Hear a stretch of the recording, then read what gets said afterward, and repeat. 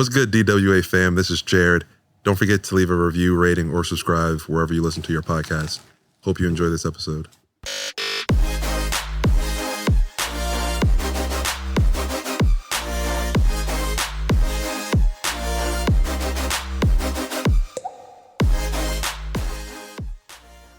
We back. Another week. Another one. Done with Adulting Podcast. How you doing? I'm doing good. We're here. Every week, I know we do this every week, but like truly every week that we put out another episode, I feel proud. Because there's times where you'd be like, yo, we can skip this week. that we're still here because honestly, life is crazy. Like life gets so crazy to the point where you're just like, fuck it all. So I'm really proud of us. Every day, every week we put out more content. I'm proud. So I'm proud of like I said this earlier when we first started this, like just the reception that we get. Like I'm still kind of shocked by that. Me too. And honestly, like we could be better. Like we could be better on Instagram. We could be better. You could be better at everything. On everything. We could be so much better. And obviously we're trying to get better, but the love is real. Yeah, we appreciate y'all rocking with us. The love is really real. So shout out to y'all. I feel like, so our last two episodes were interview episodes. Like one was our live, the second to last one was the live event with the college students. And then the one before that, we re-released our interview on Conversations and Courage. Both were dope. Both were so dope. And I feel like we haven't talked in a while because we had 2 weeks of just like the other stuff that we did. But I had such a great time doing both of those things. And I feel like the reception we got, especially from the WPI episode, yes, to me was dope. Honestly, those kids are so freaking smart. Yeah. I mean, like crazy. Like you got to look at it when we were in school, 10 years ago? Which I was not crazy to think. I had no thought about the world around me. Yeah, they have more access to knowledge. Based off of all these different social media apps. I mean, we had social media, but Twitter wasn't really that big of a thing. But like now with Twitter, you get news first and you get even more access to different people that you wouldn't have access with previously.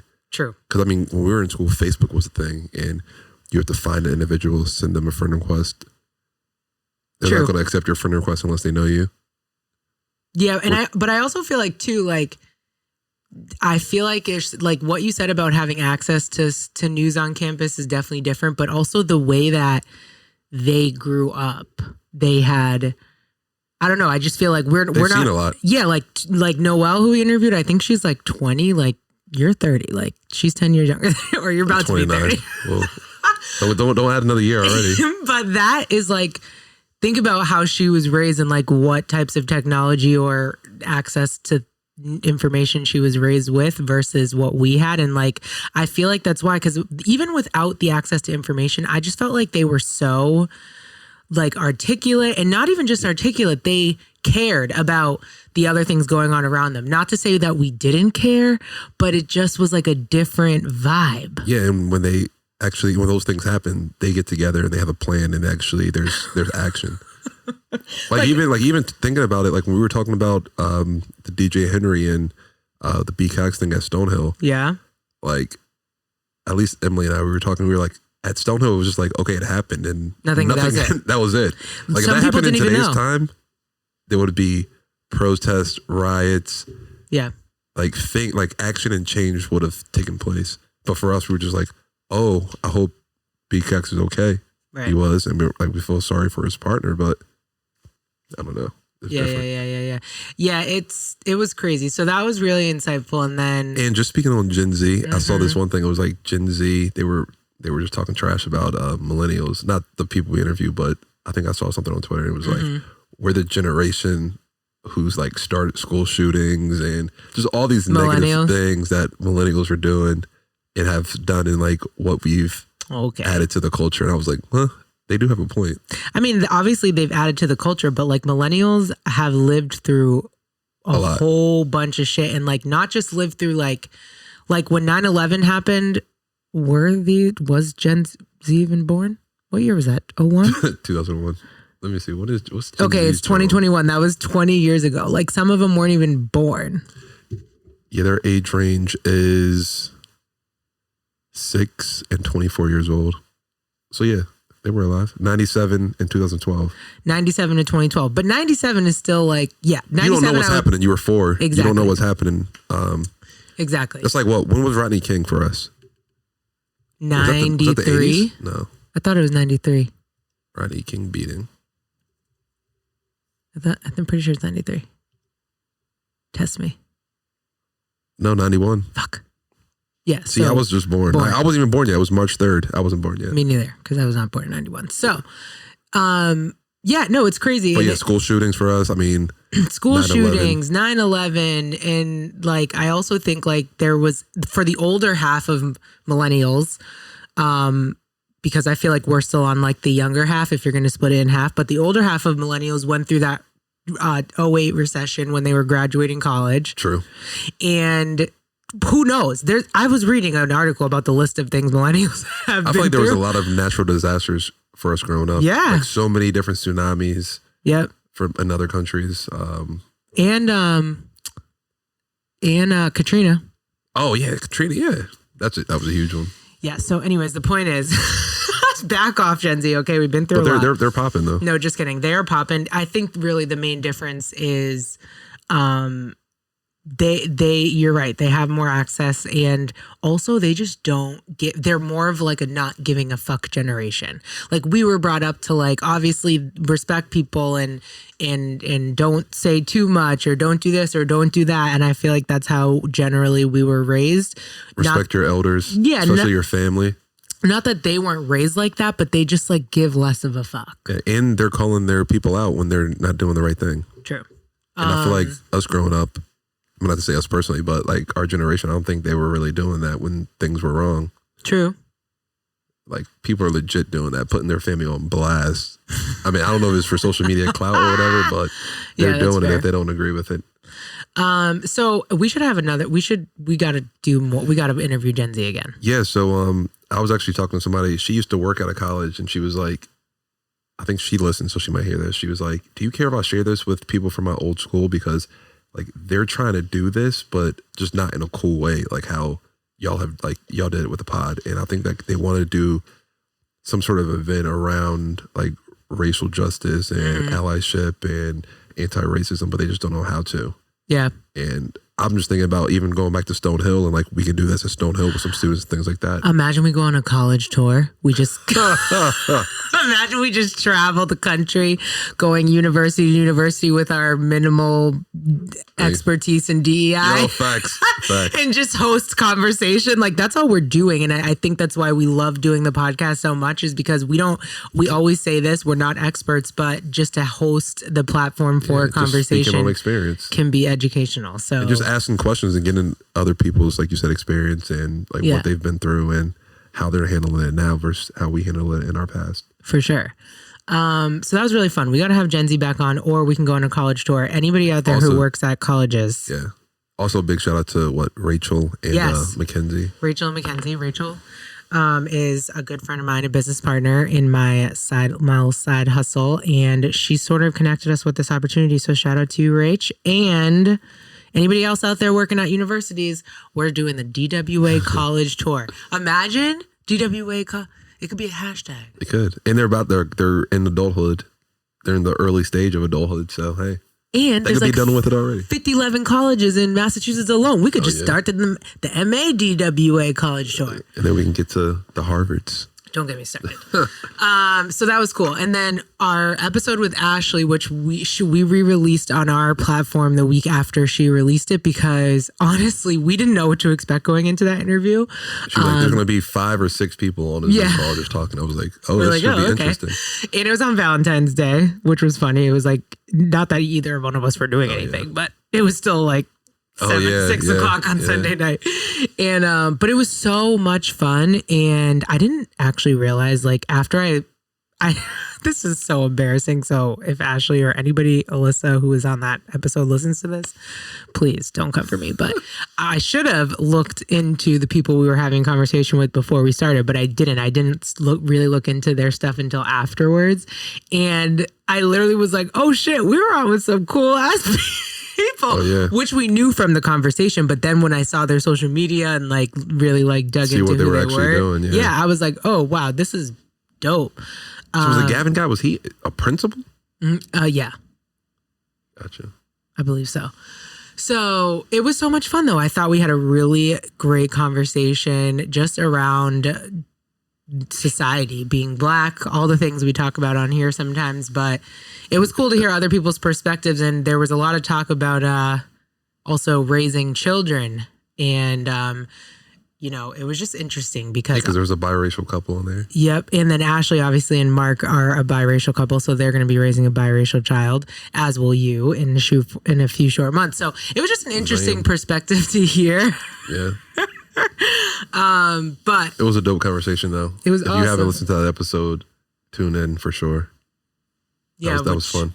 Which brings me to my next point, which is I have not interrogated you on this podcast about the fact that you're with child.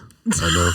I mean, should you interrogate me? I don't know. Well, am I the right person to be interrogated about? Oh no, we are going to bring Emily back at some point. But when we have to hear your perspective, and when you told us surprisingly on the pod, it was the end of the episode, and I have 75 million more questions. All right, so let's do it. How do you feel on a day-to-day basis? Nerves, or it's like not real life yet? It's not real. For me, it's not real because number one, I can't even go into the hospital with her when she goes for her appointments. Does that annoy you because of the COVID thing? Like, do you feel like you're missing out on the experience? Yeah. And I feel like it's definitely annoying her as well. Mm-hmm. Because she just keeps bringing it up. And I'm like, I can see that it's not affecting her, but she definitely feels a way about it.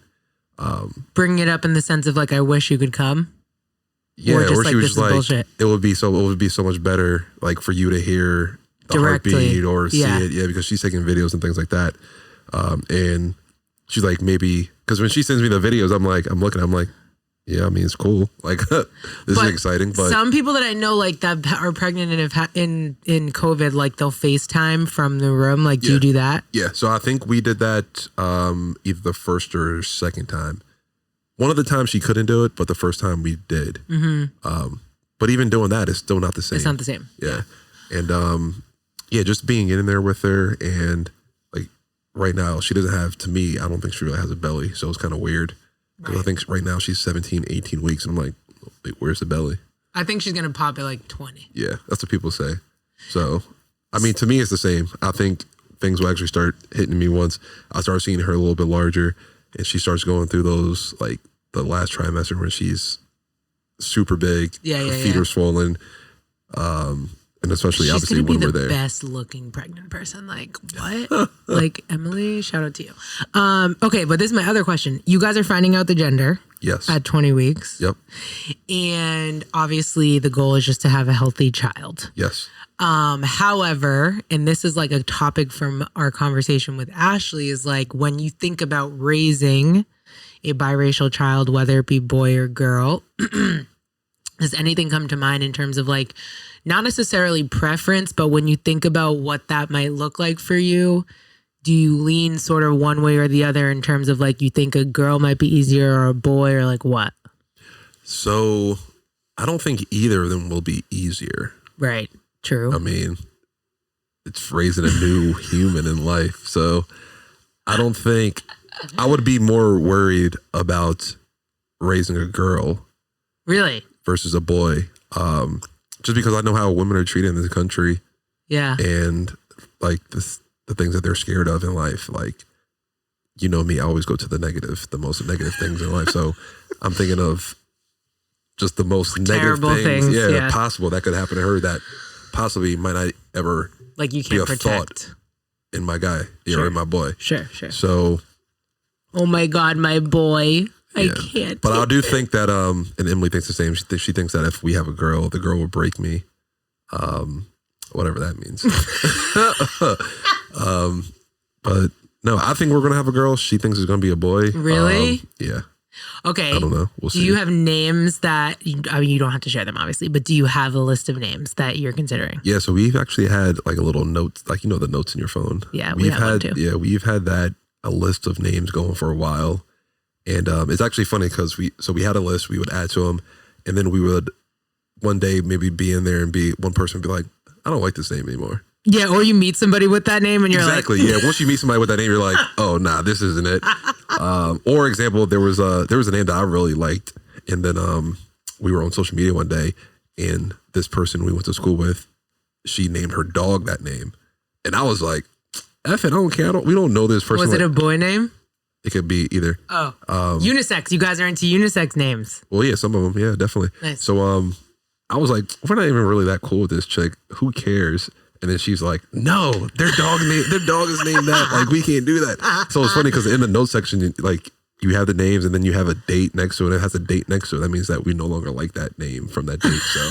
Oh, wow. That's a good idea. We just delete them and then I never go back to it. See, yeah, because we were like, hey, we don't like it now, but maybe. You'll like it later. Yeah, we come back to it, but I don't know. Do you guys generally agree on names or do you generally disagree?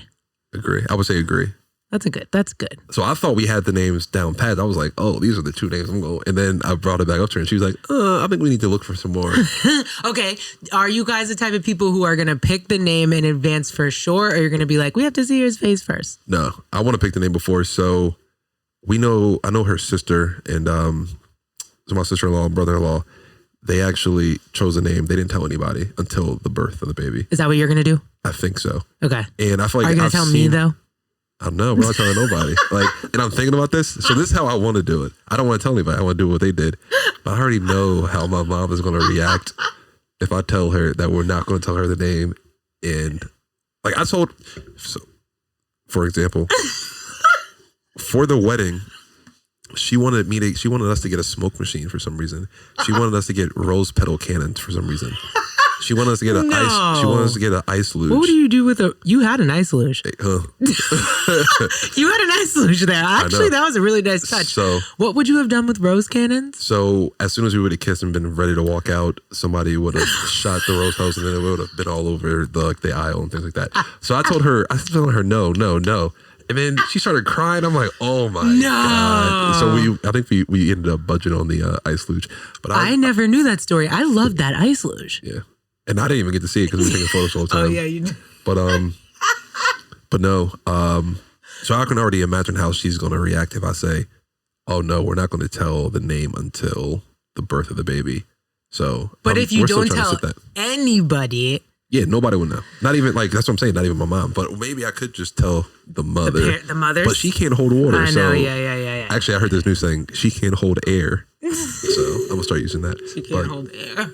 But yeah, so I think that's how we want to do it.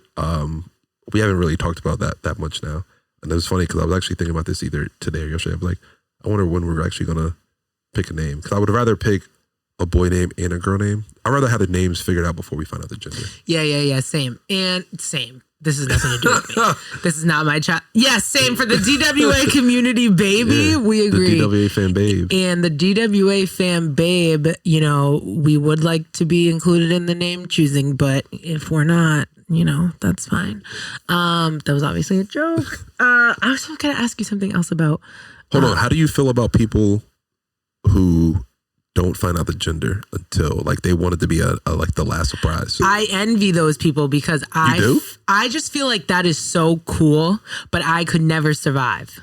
Why do you think that's cool? Like, what makes I just think it's cool. Like from what I've heard from people who find out during the birth, it's like the best surprise of it all. And it's like, to your point, in the process of pregnancy along the way, everyone wants you to know the name. Like the name and people bug you for it every day, even though you say you're not going to tell it or whatever. And like, that's the one thing that you can have like really just to yourself that you can't even say like, it's not like we know the gender and we're not telling you. Nobody knows. We don't know. Yeah. That's a good point. And then when you have the baby and you're in the room with Emily and it's just you guys, it's like that moment of that only you guys have. And like blah, blah, blah. But at least that's what I've heard. That's a good point. But so what about, you see the gender reveal videos when people are upset if it's like a girl or a boy. Could you imagine you just popping out a baby going through all those painful like hours of labor and then your significant other does that? I don't think it happens in real life. True. I don't think so either. But I think that only happens at gender reveals. I don't know. Oh my God. You guys should do a gender reveal. I mean, have you thought about it? I never really have been into those. What if you did like so extra? What if you did like a little, like something that I've thought about doing one day and not anywhere near the near future is like little family gender reveals, like nothing crazy, like the cake is blue when you slice it or something like that. So we're thinking, I mean, obviously because of COVID, we're thinking of doing like maybe like a Zoom with like family and friends, and then a reveal. Yeah, we're doing the reveal on the Zoom. Oh my God, I will scream. Mute my Zoom because I will be screaming. Everybody's on mute. I'm so excited. I actually like know that this is not my child and I have nothing to do with it. However, you would like to Terrence, every 72 hours, I'm like, I can't believe Jared and Emily are having a baby. I'm like, this is amazing. And wait till you see like, for me, I'm like, wait till she actually starts having like a belly and she starts. Wait till you actually have a child. Wait till I see Jared Gaines with a child in his arms. I feel like I'm never going to see you. I feel like you are going to be like so laser focused on dad life, especially in the first year. You're going to be like, I'm not leaving the house. I can't leave them. They're with me all the time. I just feel like it's scary. Like, I feel like at least the first few months, they can't even pick up their own head. Yeah, so you don't like that. You gotta, and you know me, like I'm always thinking of the worst thing. So like if I want to go shower and the baby's in the crib, I'm like, what's gonna happen while I'm in the shower? Yeah, like he or she turns over and can't lift their head up, and then I don't know. Remember when? Oh my God! Remember when? Shout out to Alana and Luke. But remember when Lena was first born and we went over to meet her? Oh yeah. And Luke was holding her like a football, and he was swinging around, and he's like, "Yeah, this is how you sue them," and you were like, "Bro." Yeah, that was wild. And it's funny because like, even to this day, I don't like holding other people's babies. I don't like touching babies because unless they're big, like one. No, like they're just still so fragile, and I don't want to be the one that like drops them or hurts them. So like, I remember we were in DC one time and we were seeing my cousin, and he had his little daughter with her, and we were walking through the city like trying to find somewhere to eat, and I picked her up and was like holding her, and I was like. Emily looks at me like, why are you holding the baby like that? And it was like the baby was like all the way down, like on my hip, like not even upright. I'm like, I don't know what I'm doing. I don't like holding babies. And even like Alana. So Alana and Annie, I remember we came here. We had a pool day. Oh, and, yeah. And Lena was like 6 months. And she literally, because the first time we went, I really didn't touch her. And Alana literally grabs her and just pushes her in my arms and is like, oh God. Yeah. So are you going to take like a class? How are you going to get your knowledge up? What are you reading? What do you tell the other dads out there what the information you're getting is? There are some books my brother-in-law gave me. It was like, dude, you're going to be a dad. And then there's this other book that was written by a football player. And he actually breaks everything down in kind of like football terms. So it's like first quarter, second quarter, third quarter, fourth quarter. Oh, that's good for you. Yeah, things like that. So I'm gonna start reading that. And I don't know if we're going to be able to do classes with COVID going on. I don't know if they're virtual or whatever. Yeah, that's true. And I would say too, like, I feel like my biggest like piece of advice as someone with no child would be. But you've been around babies. I know I have. I have a really great care.com rating. Oh yeah, And I'm infant CPR certified. I'm currently live making my pitch to babysit your child and for godmother. Okay. I feel like study like what is happening to Emily's body, like very specifically, because I feel like, and especially when you get in the room, like you don't want to be in there and be all blindsided by body parts and things and and just shit that you don't know is about to go down. Like you want to know exactly. I heard you, like women poop themselves or something when they're pushing them out. Sometimes it's a possibility, but it doesn't matter because she's going to be just a G literally birthing your child. Yeah. But I'm just saying, like, you should definitely prepare yourself for the biological during, and aftermath of birth because it's like a serious thing. Yes. And that's something that it's funny you said that because I was actually talking to somebody last night. So this kid from my gym, he let me know that his wife or his fiance was pregnant, but he let me know before I let anybody know. Mm-hmm. And he was like, they're literally the day before us. Their due date? Yeah, their due dates. No, we're the day before them. Oh. Literally the day before them. So once all my information was out, we've just been talking, and he was just saying like it's crazy, like the amount their bodies are going to change, and no matter what we do, it's still not enough because the woman is actually carrying this baby in their body. Yeah, and we can try to make up for it in whatever way we try, but it's not comparable at all. No, it's not. I think though, like some people always say like, oh, the dad's whatever, or not even dads. I'll say the partner who's not pregnant is like, you know, they're never, you're right. They're never going to have the same amount of like pain or whatever they're going through as the person carrying the baby. Sacrifice or anything, yeah. Sacrifice. But, you know, I think there's like another burden of managing that the partner has in terms of like not wanting to express when you're overwhelmed because you don't want to like, you know, it's nothing compared to what she's going through or whatever. And so like you internalize play a lot that. On the person's mental, yeah. Exactly. Which is just something to be aware of, because I think knowing you and knowing Emily and knowing you guys together, like if you were getting built up all this stuff and then like everybody just snaps, like I'm quite sure Emily would prefer for you to be like, I'm just real overwhelmed. And I know it's like, yeah, be straight up. But yeah, people never say that though, because you're like, why would I say that when like she's carrying a child? She's more overwhelmed than me, but no, she would appreciate that. And yeah, just the transparency between the two. Yeah, and communication, I think that's like a really big thing too. Also, my last thing before I'm going to be asking you baby questions for literally the next 18 years. But life's crazy. The last thing I was going to say is like, don't, you know this is your personality anyways, but like fuck what everybody else is, how they're parenting. Like I just feel like oh my God, everybody's gonna tell you how or how not to do stuff when Emily's pregnant, when the baby gets here. Yeah, mind your business. Like, why I'll take advice from you and you seem miserable. Exactly. I'm not trying to be miserable with you. Take advice from people that you trust, but even sometimes your family and mothers, and even especially Black mothers, like they raised us in a way that was fine, but it's not necessarily the way that we might raise our children. Yes. So it's like, that's the greatest piece of advice that's going to be dropped on this pod, is like what you just said.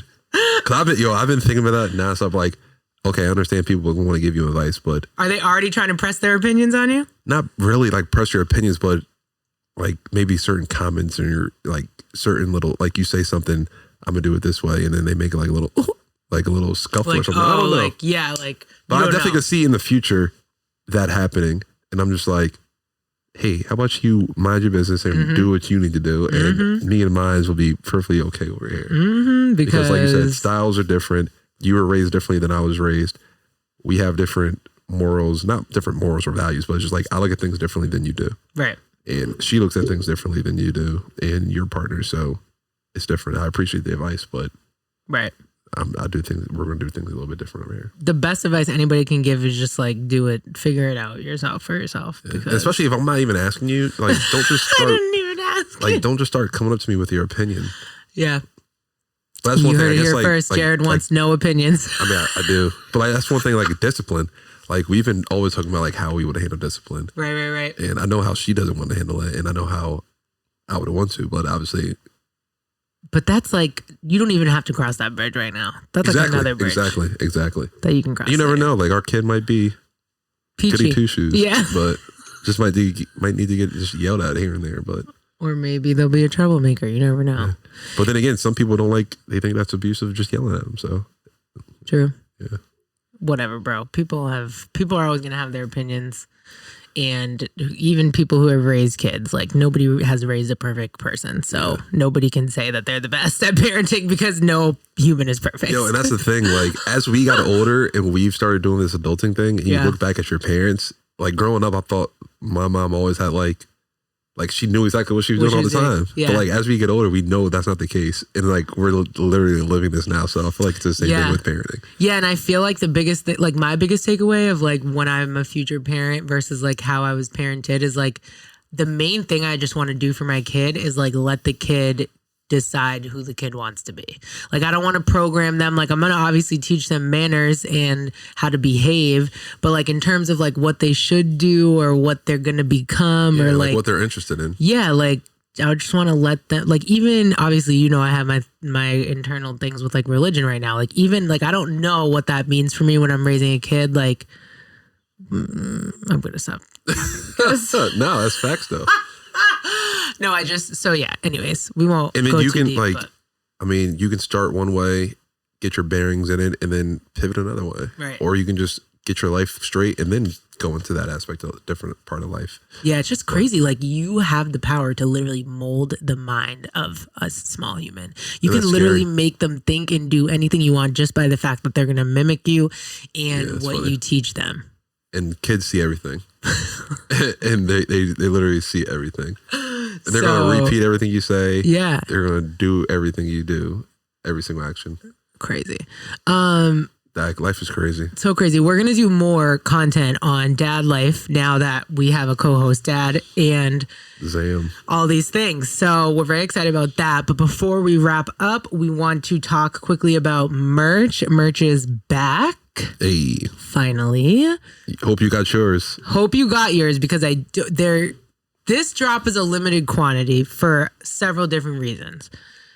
The first reason is the original quantities and things we picked out, some things weren't available, so we had to pivot and do something a little different. Right now. Yeah, so that's the one thing. The second thing is, we wanted to get this drop out to you guys before spring hits, so that our next drop, which probably won't be towards the end of spring, beginning of summer, will be like nothing you've ever seen. This is kind of like the end of series 1, I feel like with the sweatshirts and the long sleeves, and like that's to me is series 1.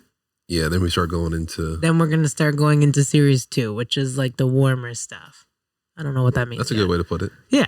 So this is sort of the end of series 1, I feel like, with the merch. So it's very limited quantities, a couple new colors. We got a long sleeve tee, which we didn't have before. We put our logo on some more stuff because y'all need to see the logo. Y'all need to rep the logo. Everybody, we love when you guys text us saying like, oh, so-and-so asked where I got my shirt, da-da-da-da. But then we realized, and it dawned on us, like, people... They don't know the logo. They don't know it's a podcast. So... Like you said, even your mom. Yeah. She was like, oh, I didn't even know y'all had a logo. Yo, when we were picking the merch, we were like trying to decide the design, and we like went down. Jared was about to leave my house, and I was like, Ma, what do you think? Should we do it this way or this way? And I was like, with the logo like this or like this? And she was like, I didn't even know you guys had a logo. What's your logo? I was like, the podcast cover art? Like, what? Come on. Anyways, we hope you guys like it. It's like I said, limited quantity, so get it while you can. When this comes out, it'll have been released for 3 days, so hopefully there's some left. Yeah, no, hopefully it's sold out. I'm manifesting a sold out drop on this pre-recording, whatever. So let us know how y'all like it. Obviously, we value your feedback. Send us pics. And let us know what you want to see in the future. Yeah. I know a lot of you have said certain things, and we're going to try to bring those to fruition, but if you have some... It's out of the wall. Ideas. Let us know for sure. Definitely doing onesies in the summer drop. Hey, I'm down. Imagine done with adulting, bought a baby. That's gonna be dope. That's funny. Send them to daycare with it on. Imagine. Oh my God, daycare? That's a bill. Oh my God. We didn't even get into that one, but that's what I'm stressing about. Oh my God. That's a whole nother mortgage. And I'm like, hey, we can have, like, my mom will come up definitely and watch baby, but she's like, no, like, I want the baby to have a social aspect, or I think it might be delayed if you get raised from home. I don't know. Some people feel that way. There's pros and cons to everything. Yeah, we'll dive into that. Yeah, deeper. That's another topic, because I need to know. Maybe I should open a daycare. They make bank. So anyways, that's all we have for you guys. Short episode this week. And yeah, we just are happy to be catching up with y'all again. We appreciate all the love we got from the February episodes. And I feel like that's all we have, right? Yeah. Keep rocking with us. Keep plugging us to your friends and your coworkers and everybody you see. If you like the episode and the podcast, give us a review and a rating. It's so helpful. We love reading your reviews. And like Jared said, tell a friend. Yeah. Follow us on Twitter, done WTH Adulting. Also on Instagram, done with Adulting Pod. Dope. Talk to y'all next week.